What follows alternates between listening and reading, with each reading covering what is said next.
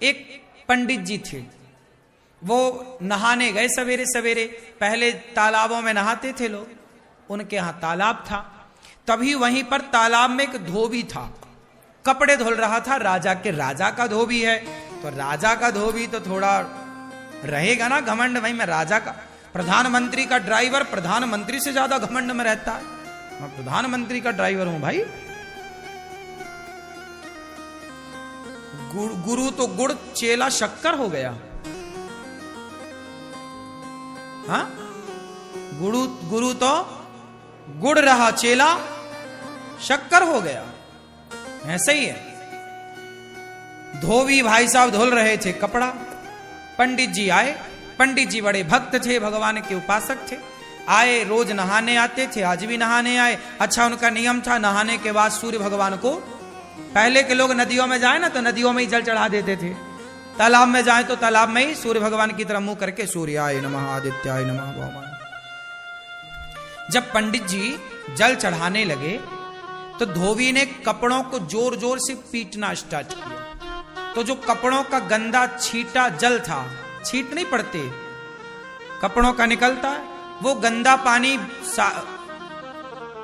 पंडित जी की अंजलि में जाके गिरा, हाथ में, और उसी से वो सूर्य भगवान को अर्घ दे रहे हैं। तो सूर्य अर्घ में उस जल में वो कपड़ों का धौमन गिर रहा था, गंदा पानी। जबकि धोबी को चाहिए ये था कि जब कोई जल चढ़ा रहा है तो जरा 1 मिनट के लिए भैया रोक लो कि जल पूरा हो जाए। पंडित जी तो जल चढ़ाते रहे,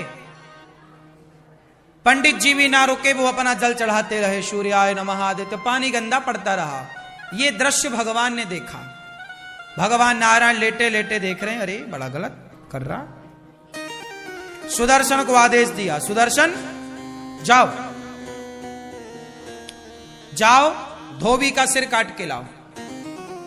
सुदर्शन चले धोबी का सिर काटने। जब तक सुदर्शन भगवान पहुंचे तब तक पंडित जी की पूजा हो गई पूरी, और जो पूजा पूरी हुई पंडित जी ने बोला, क्यों रे नालायक, मैं पूजा कर रहा था, तुझे दिखाई नहीं पड़ रहा? 2 मिनट रुक नहीं सकता? गंदा पानी डाल रहा। अब पंडित जी जो लड़ाई शुरू की है। धोबी बोला, मैं कम हूं क्या, मैं क्यों काम रोकूं? तुम दूर नहीं जा सकते उस वाले घाट में, तुम्हें भी यहीं आना था। अब सुदर्शन भगवान को आदेश क्या मिला था? भगवान ने क्या बोला? सुदर्शन से जाओ धोबी का सिर काट के आओ। अब सुदर्शन जी आए तो वहां तो लड़ाई चल रही थी पंडित जी में और धोबी में। सुदर्शन घबराए कि भगवान ने कहा है कि धोबी का सिर काटना है, इन दोनों में धोबी कौन है ये कंफर्म नहीं हो रहा। सुदर्शन वापस चले गए। भगवान ने पूछा, हो गया सिर काटने का काम? अरे प्रभु ये तो बताओ कि उन दोनों में धोबी कौन है?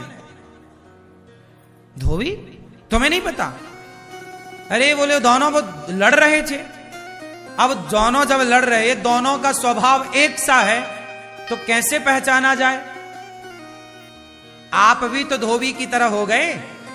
यदि धोबी